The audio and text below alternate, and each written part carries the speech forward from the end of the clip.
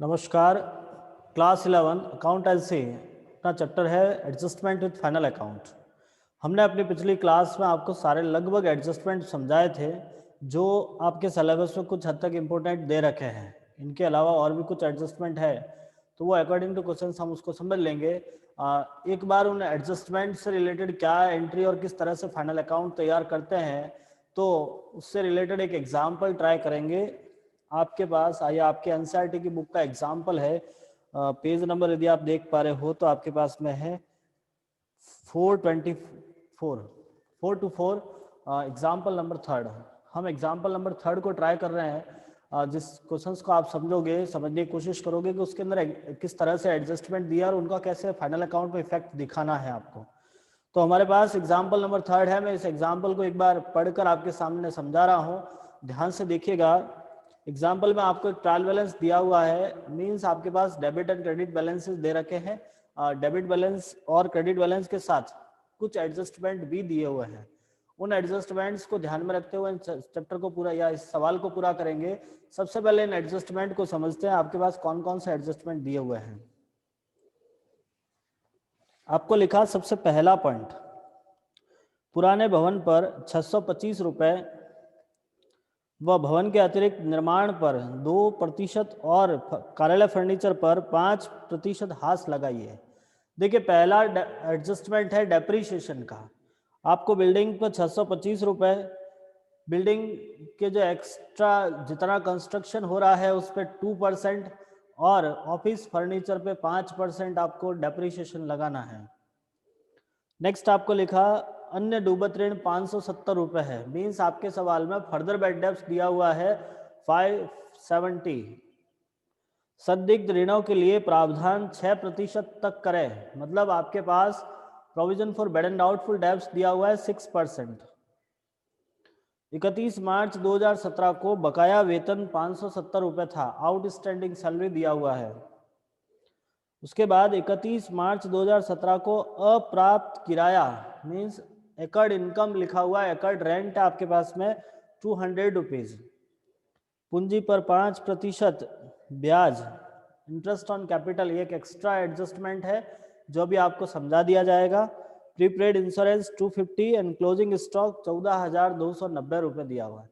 हम इस सवाल को फाइनल अकाउंट करने से पहले इसके एडजस्टमेंट एंट्री समझते हैं। पहले इसके एडजस्टमेंट एंट्री करेंगे, उसके बाद हम आगे बढ़ते हैं। देखिए, इस सवाल में वैसे आपको एडजस्टमेंट एंट्री नहीं पूछा है, लेकिन फिर भी हम इसका एडजस्टमेंट एंट्री करेंगे।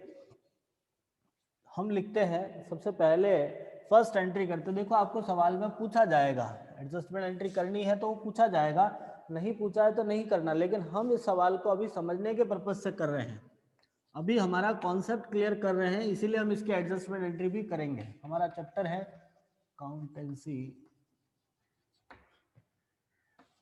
Chapter number 10। देखिएगा, सबसे first entry example number third, first entry आपको दिया है डेप्रीशिएशन। आपको लिखा पुराने भवन पर 625, भवन के अतिरिक्त निर्माण पर 2% और कार्यालय फर्नीचर पर 5%। तो हमारे पास डेप्रीशिएशन, आपको याद होगा हमने कल जो क्लास के अंदर आपको डेप्रीशिएशन का एडजस्टमेंट समझाया था, उस एडजस्टमेंट के अंदर आपने देखा था एक एंट्री करी थी depreciation account debit to assessed. हमारे लिए एंट्री हुई थी depreciation account debit to assessed. तो हम यहाँ एंट्री करेंगे depreciation account debit to assessed के अंदर एक तो आएगा बिल्डिंग, एक आएगा आपका एक्स्ट्रा कंस्ट्रक्शन और फर्नीचर, ऑफिस फर्नीचर। के पास तीन अलग अलग असेस्ट पे आपको डेप्रीशिएशन लगाना है। बिल्डिंग पे आपको अमाउंट कैलकुलेट कर दे रखा है 625 रुपए। अब आपको लिखा बिल्डिंग के एक्स्ट्रा जो कंस्ट्रक्शन हो रहा है उस पर आपको देना है 5%, 2%। आप अपने ट्रायल बैलेंस पर लिखा है सबसे नीचे लिखा हुआ भवन के अतिरिक्त निर्माण 7,000 का 2% निकालोगे 140 रुपये आता है। और तीसरा है आपके पास में ऑफिस फर्नीचर, तो यही ऊपर ही ऊपर लिखा कार्यालय फर्नीचर 3500 रुपए, तो 3500 रुपए का 3500 का 5% 175। अब आप इन तीनों को जोड़कर डेप्रिसिएशन में लिखाओगे 175 प्लस 140 प्लस 625, अमाउंट हो गया 940 रुपए। यह आपका फर्स्ट एंट्री कंप्लीट हुई। Any doubt? Next second adjustment. Second adjustment देखोगे, आपको लिखा डूबत ऋण 570 रुपए है। बेड एंड डाउटफुल डेब्ट्स आपको दिया हुआ है, सॉरी बेड डेब्ट्स दिया हुआ है 570, जिसके लिए एंट्री करते हैं अपन bad debts account debit to debtors, bad debts account debit to debtors. अब bad debts account debit to debtors के अंदर बेड डेब्ट्स कितना दे रखा है 570 रुपए, तो ये आपका 570 से एंट्री हो जाएगी। क्योंकि कल हमने इसका भी एडजस्टमेंट समझा था, इससे रिलेटेड भी एंट्री समझी थी। हमारी एंट्री होती है bad debts account debit to debtors. Next आपके पास provision for bad and doubtful debts, जिसके लिए आपने एंट्री करी थी profit and loss account debit to provision for bad and doubtful debts. अब इसका अमाउंट कैसे निकालोगे, तो आपको सबसे पहले डेटर्स में से debtors minus further bed debts into rate by 100, ये आपका प्रोविजन निकालने का तरीका होता है। प्रोविजन कैसे कैलकुलेट होगे, तो सबसे पहले डेटर्स में से further bed debts, further bed debts का मतलब होता है ट्रायल बैलेंस के नीचे जो बेड डेब्ट्स दिया होता है। इस सवाल में आपको ट्रायल बैलेंस और एडजस्टमेंट दोनों दे रखे हैं। जो टेबल बना के रखी है ना, उसको ट्रायल बैलेंस कहते हैं, और टेबल के नीचे जो लाइनें ले रखी है उनको एडजस्टमेंट अदर इंफॉर्मेशन कह रहे हैं। तो आप अदर इंफॉर्मेशन में यदि कोई बेड डेब्ट्स दिया हुआ है, हिंदी में उसको अतिरिक्त डूबत ऋण कहते हैं, और आपके यहाँ पे लिखा हुआ भी है अतिरिक्त डूबत ऋण या अन्य डूबत ऋण, मतलब जो बैलेंस कह सकते हैं हम ट्रायल बैलेंस के नीचे जो दे रखा होगा, एडजस्टमेंट में दिया होगा, वो आपके लिए फर्दर बेड डेब्ट्स होता है। तो इस पृष्ठ में आप देखोगे आपके पास जो डेटर्स दे रखे हैं, आपकी ट्रायल बैलेंस के अंदर डेटर्स दिए हुए हैं, आप देख सकते हो आपको लिखा है विविध देनदार, आपके ट्रायल बैलेंस में लिखा है विविध देनदार, और विविध देनदार का वैल्यू दे रखा है 62,070 रुपए। 62,070 में से फर्दर बेड डेब्ट्स 570 लेस करना है आपको। 62,070 में से 570 रुपए लेस करोगे, जिसका 6% निकालना है। अब आप इसकी कैलकुलेशन करोगे तो 62,070 रुपीज माइनस 570 इंटू 6/100, तो आपका अमाउंट आता है 3690। ये आपका प्रोविजन का वैल्यू हो गया, और आप यहाँ अमाउंट फिलअप करोगे 3,690 रुपए,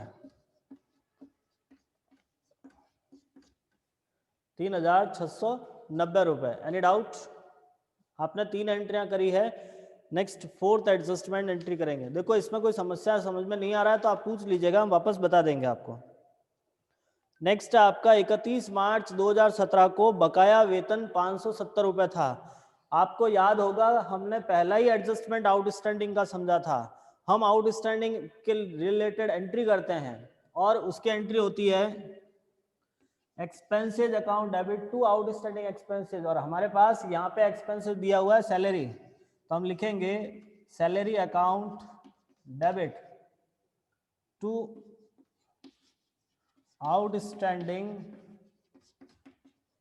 सैलरी,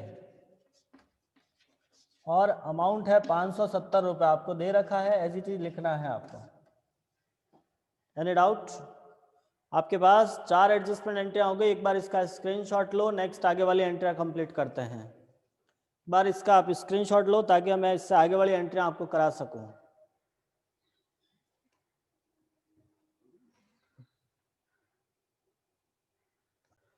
नंबर 5th एडजस्टमेंट अप्राप्त किराया एकर्ड रेंट। अब एकर्ड रेंट के लिए आप एंट्री करते हो एकर्ड रेंट अकाउंट डेबिट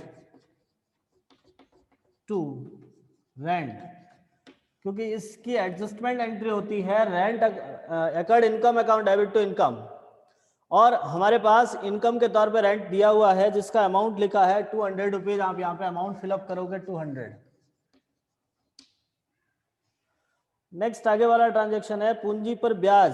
देखिए इंटरेस्ट ऑन कैपिटल एक नया एडजस्टमेंट है और इसके लिए फिक्स याद रखिएगा, इसमें कोई ज़्यादा प्रॉब्लम नहीं है, ज़्यादा कोई कॉन्सेप्ट नहीं है, आपके लिए फिक्स एंट्री है। Interest on capital account debit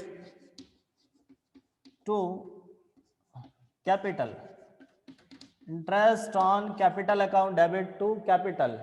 आपका इंटरेस्ट डेबिट होगा क्योंकि ये आपके लिए लॉस होता है, एक्सपेंसेस होता है, और कैपिटल को क्रेडिट करना क्योंकि ये इंटरेस्ट सीधा कैपिटल में जाके ही ऐड होता है। ये पैसा आप अलग से पेमेंट नहीं करते, आप अपनी कैपिटल में ही जोड़ते हो। तो आपको एंट्री करनी है interest on capital account debit to capital और अमाउंट लिखना है 5%। अब ये 5% किसका होगा? तो आपके पास जितनी कैपिटल दे रखी है, आप देखोगे को कैपिटल दे रखी है 1 लाख, पूंजी दे रखी है 1 लाख रुपए, 1 लाख का 5% 5,000 रुपए, आपने अमाउंट फिल करोगे 5,000 रुपए। 5,000 कहाँ से आया? तो आपके पास कैपिटल 1 लाख दे रखी है, 1 लाख का 5% निकालना है। नेक्स्ट है आपके पास पूर्वदत्त बीमा, प्रीपेड इंश्योरेंस। आपको याद होगा आपने प्रीपेड के लिए एंट्री करी थी, prepaid insurance account debit to insurance, prepaid insurance account debit to insurance, और अमाउंट है आपके पास में 240 रुपए। नेक्स्ट इसके बाद आपके पास में दे रखा है क्लोजिंग स्टॉक, तो आपको क्लोजिंग स्टॉक की एंट्री करनी है। एंट्री होगी closing stock account debit, closing stock account debit to trading account, closing stock account debit to trading account, और अमाउंट है आपके पास 14,290 रुपए। चलिए ये आपके पास क्लोजिंग एंट्रियां, सॉरी एडजस्टमेंट एंट्रियां हो गई है। एक बार इसका स्क्रीनशॉट ले लीजिएगा और उसके बाद अब हम इससे फाइनल अकाउंट तैयार करते हैं। देखिए एडजस्टमेंट एंट्री के बाद अब हम फाइनल अकाउंट तैयार करते हैं। हमारा पहला फाइनल अकाउंट होता है trading and profit and loss account, trading and profit and loss account. अब हम ट्रेडिंग एंड पीएनएल बनाते हैं, कैसे तैयार होगा बड़े ही ध्यान से समझिएगा। आपको जब हमने फाइनल अकाउंट बनाया सिखाया था उस समय इन चीज़ों के बारे में अच्छे ढंग से हमने सीखा है। देखिए जब लास्ट वाले चैप्टर और इस चैप्टर में कोई चेंज नहीं है, सेम उसी तरह से आपको फाइनल अकाउंट बनाना है जैसे आपने पिछली चैप्टर में समझे थे, लेकिन यहाँ पे आपको हर बार एडजस्टमेंट देखकर काम करना होगा। वहां एडजस्टमेंट नहीं थे, यहाँ एडजस्टमेंट है। आप सबसे पहले यहाँ पे भी वही लिखते हो जो आपने वहां लिखा था, टू ओपनिंग स्टॉक। हम यहाँ लिखते हैं to opening stock, to opening stock. आपके सवाल के अंदर आप देखोगे आपको ओपनिंग स्टॉक 11,460 रुपए दिया हुआ है। आप देखिएगा आपके पास ट्रायल बैलेंस है, उस ट्रायल बैलेंस के अंदर लिखा हुआ है प्रारंभिक रहतियां, जिसका अमाउंट दे रखा है आपके पास में 11,460 रुपए। देखिए आपको स्टॉक पे लिखा हुआ है स्टॉक 1 अप्रैल 2016 को, स्टॉक का वैल्यू लिखा हुआ है 1 अप्रैल 2016 को 11,460 रुपए। तो हम यहाँ पे लिखेंगे ओपनिंग स्टॉक 11,460। उसके बाद आपको लिखना है टू परचेज। अब आपके पास परचेज कितना दिया हुआ है तो आप अमाउंट चेक कीजिएगा। परचेज के लिए आपको अमाउंट लिखा 80,000 रुपए। साथ में आप इस सवाल में ये भी देख लीजिए कि आपके पास परचेज रिटर्न भी है क्या, तो आप ढूंढोगे परचेज रिटर्न नीचे ही नीचे लिखा हुआ है purchase sales and purchase return. तो हमारे पास परचेज दिया हुआ है 80,000, जिसमें से आप लेस करोगे परचेज रिटर्न 2,820 रुपए समथिंग, 2,820 रुपए लेस किया, पीछे बचा 77,180 रुपीज। नेक्स्ट आगे लिखोगे आप बाय सेल्स, बाय सेल्स, और सेल्स का वैल्यू दिया हुआ है आपके पास में 1,40,370 रुपए, 1,40,370, जहां से आपको लेस करना है सेल्स रिटर्न, और सेल्स रिटर्न दिया हुआ है आपके पास में 4,240 रुपए। अब आप इसमें से इसको लेस करके लिखोगे, आपके पास वैल्यू आ गया 1,36,130, ये आपका सेल्स आ गया। अब आपकी नेक्स्ट एंट्री होती है बाय क्लोजिंग स्टॉक, जो आप अपने एडजस्टमेंट में से नीचे से लेके आओगे। बाय क्लोजिंग स्टॉक 14,290 रुपए। चलिए, ये कॉमन एडजस्टमेंट थे जो हमने पूरे कर लिए हैं। अब आप एक एक ट्रांजेक्शन पढ़िएगा और नीचे से देखना स्टार्ट करते हैं। हम एक एक आइटम देखते हैं, कौन सी आइटम कहाँ जाएगी, साथ में उससे रिलेटेड यदि कोई एडजस्टमेंट है तो उसको पूरा करेंगे। आपको सबसे पहले लिखा कैपिटल बैलेंस शीट में जाती है। ड्राइंग बैलेंस शीट में परचेज लिख दिया, सेल्स लिख दिया, परचेज रिटर्न लिख दिया, स्टॉक लिख दिया। बैड डेब्ट्स आपको पता है प्रॉफिट एंड लॉस अकाउंट में जाता है। नेक्स्ट आगे लिखा 1 April to provision for bad and doubtful debts, वो भी पीएनएल अकाउंट में एडजस्ट होगा। Rent and insurance rate and insurance दोनों ही आपके पीएनएल अकाउंट में जाते हैं। बिल्डिंग बैलेंस शीट में, रेंट प्रॉफिट एंड लॉस में, विक्रय पर रेल भाड़ा, रेलवे फ्रेट ऑन सेल्स, यदि ये परचेज होता तो यहां आता, सेल्स है इसलिए आपको पीएनएल अकाउंट में लेके जाना है। आंतरिक भाड़ा कैरिजेज इनवर्ड, ये यहां आएगा, टू कैरिजेज इनवर्ड, कैरिजेज इनवर्ड। अब आपके पास कैरिजेज इनवर्ड्स का वैल्यू दे रखा है 2,310 रुपए, कैरिजेज इनवर्ड हो गया। उसके बाद आपको लिखा है कैरिजेज इनवर्ड के बाद में है कार्यालय व्यय, office expenses profit and loss में आते हैं। Printing and stationery office PNL account में जाएंगे। Postage and telegram PNL account में। सन्ड्री डेटर्स बैलेंस शीट में, सन्ड्री क्रेडिटर्स बैलेंस शीट में। डिस्काउंट जमा है या नाम है, कोई भी होता, दोनों ही प्रॉफिट एंड लॉस में ही जाते हैं। बिल्स रिसेवेबल बैलेंस शीट में। सेल्स रिटर्न आप ऑलरेडी लिख चुके हो। वेजेज यहां आएगा, मजदूरी लिखा ना, मजदूरी को हम इंग्लिश में वेजेज बोलते हैं और वेजेज आपके ट्रेडिंग अकाउंट में आता है। टू वेजेज, आपके पास वेजेज दे रखा है 6,280 रुपए। नेक्स्ट इसके बाद बैंक में रोकड़, cash at bank balance sheet में आती है। Cash in hand balance sheet में, ऑफिस फर्नीचर बैलेंस शीट में, salary and commission profit and loss में, लास्ट आपका कंस्ट्रक्शन अदर बिल्डिंग, वो है आपका बैलेंस शीट में। तो हमारे पास हम देख पा रहे हैं यहाँ तक इतने ही ट्रांजेक्शन है। अब हम इसका बैलेंसिंग फिगर निकालेंगे। आपका बैलेंसिंग फिगर आएगा 1,36,130 प्लस 14,290, 14,290 रुपीज, जिसमें से आपने लेस किया 11,460 रुपए, माइनस करोगे आप यहां से 77,180, माइनस करोगे आप यहां से 2,310 रुपए, और फिर आपको माइनस करना है 6,280 रुपए। तो आपके पास ग्रॉस प्रॉफिट आ रहा है 53,190 रुपए। आप यहां लिखोगे टू ग्रॉस प्रॉफिट,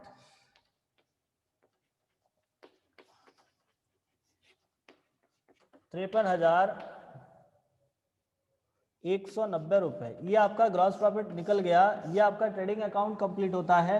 अब हम आगे बनाएंगे प्रॉफिट एंड लॉस अकाउंट। एक बार आप इसका स्क्रीनशॉट लो, हम नेक्स्ट आगे पीएनएल अकाउंट बनाएंगे। मैं इसको साफ कर रहा हूं, और पीएनएल जस्ट इसके नीचे ही बनता है, लेकिन मेरे पास स्पेस कम होने के कारण आपको एक बार पहले कह रहे हैं, एक बार इसका स्क्रीनशॉट ले लीजिएगा, जल्दी कीजिएगा बेटा।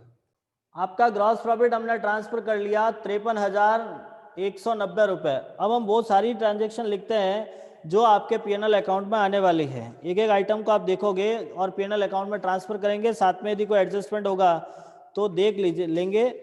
सबसे पहले आपको लिखा है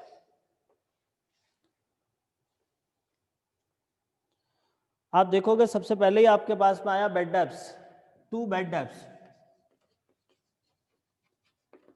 देखो बेड डेब्ट्स का एक एडजस्टमेंट होता है। क्या एडजस्टमेंट होता है? तो आपके पास दिया हुआ है बेड डेब्ट्स 1400 रुपए, आप उसको इंटरनल दिखाओगे 1400 रुपए। अब आपके पास एक फर्दर बेड डेब्ट्स और हुआ है। फर्दर बेड डेब्ट्स का मतलब balance sheet sorry trial balance के नीचे और बेड डेब्ट्स आया है, तो हमेशा बेड डेब्ट्स में फर्दर बेड डेब्ट्स ऐड होता है। बेड डेब्ट्स ऐड करोगे, फर्दर बेड डेब्ट्स आपको दे रखा है 570 रुपए, जो अभी आपने कैलकुलेट करके लिखा था, सॉरी पीछे दे रखा है आपको। फर्दर बेड डेब्ट्स दिया हुआ है 570 रुपए। इसके अंदर आपको ऐड करना है न्यू प्रोविजन। अभी आपको एक प्रोविजन वाला पॉइंट भी दिया हुआ है इस सवाल के अंदर। इस सवाल में आपको बैलेंस, ट्रायल बैलेंस के नीचे भी प्रोविजन है और ट्रायल बैलेंस के अंदर भी प्रोविजन दे रखा है। थोड़ा सा इस कॉन्सेप्ट को क्लियर कीजिएगा। आपके पास जो ट्रायल बैलेंस दिया हुआ है उसके अंदर एक प्रोविजन लिखा हुआ है संदिग्ध ऋणों के लिए आयोजन, और जो एडजस्टमेंट दे रखे हैं वहां पर भी एक प्रोविजन लिखा हुआ है 6%। तो जो एडजस्टमेंट में प्रोविजन है उसे हम बोलते हैं न्यू प्रोविजन, और जो आपके ट्रायल बैलेंस के अंदर दिया हुआ है उसे हम कहेंगे ओल्ड प्रोविजन। तो आप इसके लिए एक छोटा सा प्रोसेस याद रखिएगा कि सबसे पहले हमने लिखा बेड डेब्ट्स, ऐड करोगे फर्दर बेड डेब्ट्स, ऐड करोगे न्यू प्रोविजन और लेस करना ओल्ड प्रोविजन। ये इसका एडजस्टमेंट है, ताकि हमें ये पता चलेगा एक्चुअली हमारे पास पीएनएल से कितना पैसा लेना है। तो हमको सबसे पहले काम क्या करना है, बेड डेब्ट्स लिखना है, उसके बाद ऐड करना है फर्दर बेड डेब्ट्स। दिया हुआ है तो कर लीजिए, नहीं दिया हुआ तो कोई आवश्यकता नहीं है। यहां हमको दिया हुआ है इसीलिए हमने लिखा ऐड फर्दर बेड डेब्ट्स 570। फिर आप ऐड करोगे न्यू प्रोविजन, और न्यू प्रोविजन का वैल्यू अभी आपने निकाला था, न्यू प्रोविजन हमने निकाला था, हमारे पास न्यू प्रोविजन का वैल्यू कितना आया है, आपने एंट्री भी करी थी। आप देखोगे आपके पास न्यू प्रोविजन है 3690। अब ये कैसे निकाला था मैं एक बार फिर बता देता हूँ। Debtors 62,070 minus further bed debts 570 into 6%, तो 3690। अब आप इन तीनों को ऐड करोगे तो आपके पास में आया प्लस 570 प्लस 1400, 5660। यहां से आपको लेस करना है ओल्ड प्रोविजन। ओल्ड प्रोविजन आपको ट्रायल बैलेंस के अंदर दिया हुआ है, और कितना है तो इसके लिए आपको अमाउंट में लिखा है 3240 रुपए, 3240। आप यहां से इसको लेस करोगे 3240, तो पीछे बचा आपका 2420। ये आप यहाँ पे पीएनएल में बाहर दिखाओगे। ये कैलकुलेशन समझ में आ गई? याद रखिए फिक्स फॉर्मेट है। सबसे पहले आपको लिखना बेड डेब्ट्स, ऐड करना फर्दर बेड डेब्ट्स, ऐड करना न्यू प्रोविजन और लेस करना ओल्ड प्रोविजन। यदि ये ओल्ड प्रोविजन ज्यादा होता तो हम पीएनएल की क्रेडिट साइड लिख देते, बाकी कोई इस पर चेंज नहीं आता है।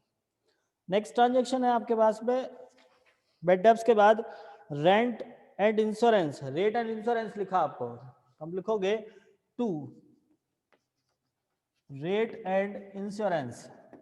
अमाउंट है आपके पास में 1300 रुपए। आपको याद होगा आपके पास एक प्रीपेड लिखा हुआ था, तो आप यहां से लेस करोगे प्रीपेड इंश्योरेंस। हमने प्रीपेड का जो एडजस्टमेंट समझा था आपको याद होगा, हमने बताया था पीएनएल अकाउंट की डेबिट साइड में से लेस होता है ये, मतलब आपके पीएनएल अकाउंट की डेबिट साइड में लेस करना आपको रिलेटिव आइटम में से, और आपके पास में रिलेटिव आइटम्स 1300 दे रखी है, जहां से आप लेस करोगे प्रीपेड था आपके पास 240 रुपए, तो आप यहां से लेस करो 240 रुपए, तो 1300 में से 240 गए, पीछे बचे आपके पास 1060 रुपए। उसके बाद आपके पास में है भवन, भवन नहीं आता है, रेंट किराया, किराया आपको क्रेडिट दे रखा है, बाय में लिखोगे बाय रेंट, बाय रेंट, और अमाउंट है आपके पास में 2100 रुपए। ये भी अंदर दिखाना है क्योंकि आपके पास ऐड करना एकर्ड रेंट, आपको लिखा ना अप्राप्त किराया, को लिखा ना अप्राप्त किराया है, एकर्ड रेंट दे रखा है, और वो है आपके पास में 200 रुपए। ये हो गया आपके पास 2300 रुपए। नेक्स्ट उसके बाद देखोगे sales freight on sales 2, freight on sales, railway freight on sales दे रखा है, सेल्स पे किराया दे रखा है आपके पास में 16,940 रुपए। नेक्स्ट उसके बाद है आपके पास में आंतरिक भाड़ा आपने लिख दिया, ऑफिस एक्सपेंसेस मैं यहां लिख देता हूं, to office expenses, office expenses आपके पास में है 1340। देखो ऑफिस एक्सपेंसेस से रिलेटेड कोई एडजस्टमेंट नहीं दिया हुआ है, वो तो पहले उसको पूरा कर लीजिएगा, नहीं है 1340 रुपये आ गया। नेक्स्ट उसके बाद है आपका printing and stationery, to printing and stationery. अब प्रिंटिंग एंड स्टेशनरी है आपके पास में 660 रुपये, इससे रिलेटेड भी कोई एडजस्टमेंट आपको नहीं दिया हुआ है, तो आपने लिख दिया 660 रुपये। नेक्स्ट उसके बाद है आपके पास postage and telegram, to postage and telegram. Postage and telegram के अंदर है आपके पास में 820 रुपये विदाउट एडजस्टमेंट, इसका भी कोई एडजस्टमेंट नहीं दिया हुआ। नेक्स्ट उसके बाद में है आपके पास डिस्काउंट, तो आप लिखोगे to discount, sorry by discount, by discount है आपके पास 190 रुपये। इसके अलावा और कोई नहीं दिया हुआ है। अब आप देखोगे आपके नीचे एडजस्टमेंट में भी कई ऐसे नए पॉइंट आए जो आपको पीएनएल में लिख रहे हैं। जैसे सबसे पहले आपका डेप्रीशिएशन, तो आप यहां लिखाओगे to depreciation, to depreciation building पे है आपका 625, कंस्ट्रक्शन पे है आपके पास में 140 और फर्नीचर पे है 175। ये तीनों डेप्रीशिएशन भी आपको दिखाना है, 625 प्लस 140 प्लस 175, 940 रुपये आपका डेप्रीशिएशन का वैल्यू होगा। इसके अलावा आपके पास और एडजस्टमेंट में एक पॉइंट आया है, वो है आपके पास इंटरेस्ट ऑन कैपिटल, तो आप इंटरेस्ट ऑन कैपिटल यही दिखाओगे, लिखोगे टू इंटरेस्ट ऑन कैपिटल, और इंटरेस्ट ऑन कैपिटल है आपके पास 5000,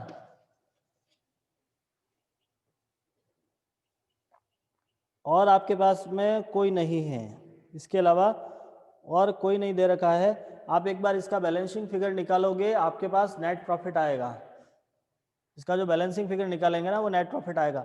देखिए आज आपको यहीं तक करना है, हम स्टेप बाय स्टेप सीखेंगे, एक साथ में यदि हम सारा सीख लेंगे तो कंफ्यूज बहुत ज़्यादा हो जाओगे, समझ में नहीं आएगा। आज आपको एडजस्टमेंट एंट्रियाँ करनी है, ट्रेडिंग बनाना है, profit and loss banana, balance sheet हम अगली क्लास में देखेंगे। एक बार हम इसका कॉन्सेप्ट सीख लेते हैं, उसके बाद फिर हम पूरा का पूरा सवाल हल करेंगे। तो आज के लिए आपको यही काम करना है, आपको सबसे पहले काम करना है ट्रेडिंग पीएनएल बनाना है, एडजस्टमेंट एंट्री समझनी है। आपको यही एग्जाम्पल फिर से ट्राई करोगे, खुद से कोशिश करना, नहीं समझ में आया तो हमसे बता दीजिएगा। इसके अलावा इसका नेक्स्ट एग्जाम्पल है वो भी आपको करना है, एग्जाम्पल नंबर 4, जिसमें आज हमने जितना काम कराया उतना आपको सेल्फ करना है, ठीक है। कोई डाउट रहता है, कोई समस्या आ रही है, नहीं समझ में आ रहा है तो आप हमसे पूछ लीजिएगा, हम कोशिश करेंगे आपको वापस नए सिरे से समझाने के लिए। ट्राई करना, नहीं समझ में आता तो बताना है, और प्रैक्टिस कीजिएगा। विदाउट प्रैक्टिस ये चैप्टर थोड़ा सा डिफिकल्ट रहता है। 100% एग्जाम में सवाल आते हैं, थोड़ा सा चैप्टर बड़ा है, बड़े बड़े सवाल होते हैं, इसलिए ट्राई करना, समझने की कोशिश करना। Thank you.